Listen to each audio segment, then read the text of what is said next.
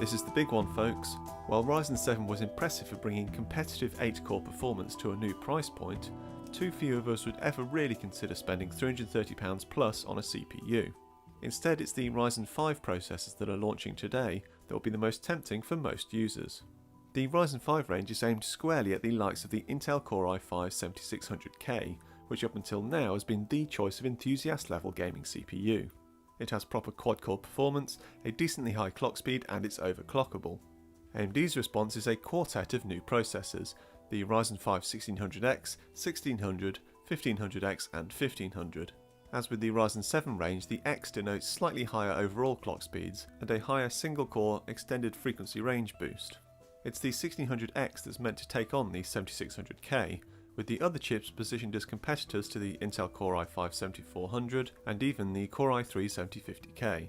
But while those Intel chips are quad-core without hyperthreading and dual-core with hyperthreading, the Ryzen 5 range are all either quad-core or 6-core and all have SMT, AMD's equivalent of hyperthreading, unlocked multipliers for theoretically easy overclocking, and unlike the Core i3-7050K, they all have a base and a boost frequency.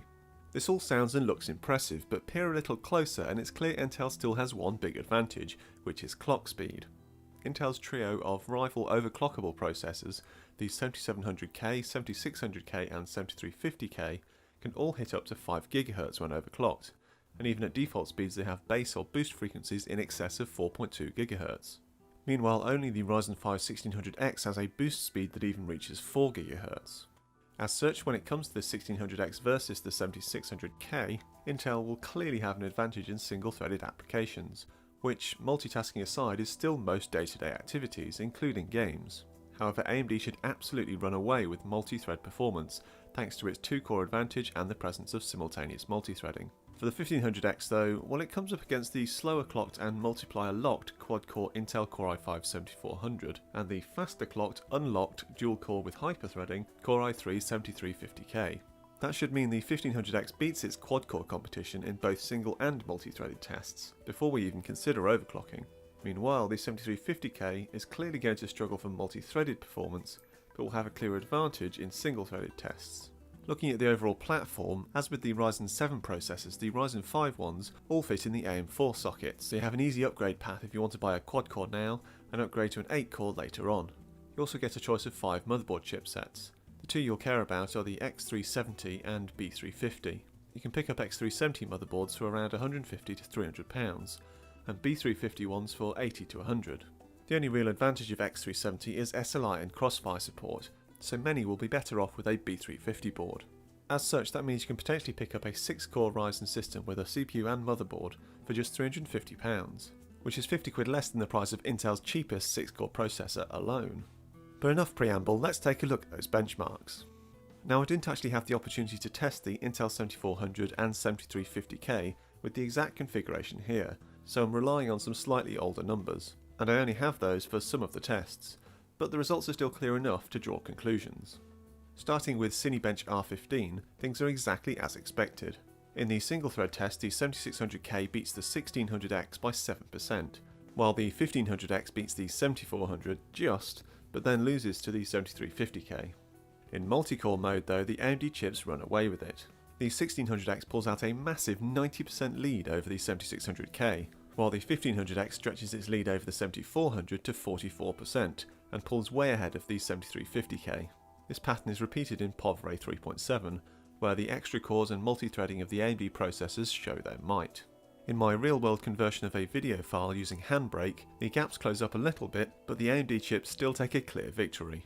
As for gaming, we see a mixed bag of results, as games still mostly prefer clock speed over cores.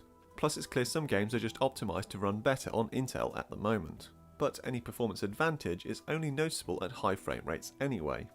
So if we look at The Witcher 3, which is the least CPU demanding game I've tested, at 1440p and set to ultra detail settings, there's simply no difference between our test CPUs. Then, even at 1080p with medium detail settings, the frame rate jumps up, but there's still no discernible difference. The GPU is still the bottleneck. However, with Battlefield 1, this game clearly just prefers Intel processors, as even the slower clocked Intel chips have an advantage at low resolutions. But even that advantage is wiped out when we crank up the detail. Only the Ryzen 7 1700 has a slow enough clock speed to hold it back. Finally, we come to Ashes of the Singularity, which is a very CPU intensive game. Here we again see that at high detail settings it's the GPU, not the CPU, that's the bottleneck. However, at lower resolutions and detail settings, there's a proportionally big advantage for the Intel processors. Again, this is a combination of better optimization for Intel and higher clock speeds. So it really depends what sort of gamer you are as to whether Ryzen 5 will be for you. For anyone with only a 60Hz monitor, there's simply no advantage in the faster clocked Intel chips. As for power consumption, the Ryzen 5 chips are as frugal as we've come to expect of Ryzen. AMD really has made huge strides in processor efficiency compared to its previous efforts. Our final consideration is overclocking, and it's here that the Ryzen 5 chips struggle. Intel may only offer 3 7000 series processors that can be overclocked easily, but boy do they overclock. The 1600X though, I could only get it to overclock to its boost frequency of 4 GHz, and AMD doesn't make any bold claims about getting much higher. The 1500X does proportionally better, also hitting 4 GHz at a push, though I settled on 3.9 GHz, which is 200 MHz higher than its boost frequency.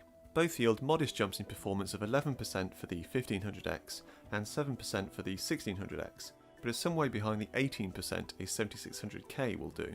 So where does this leave us? Well, if you're looking for multi-core performance, both the 1600X and 1500X wipe the floor with the equivalently priced processors from Intel, even if you take overclocking into account. It really is a massacre.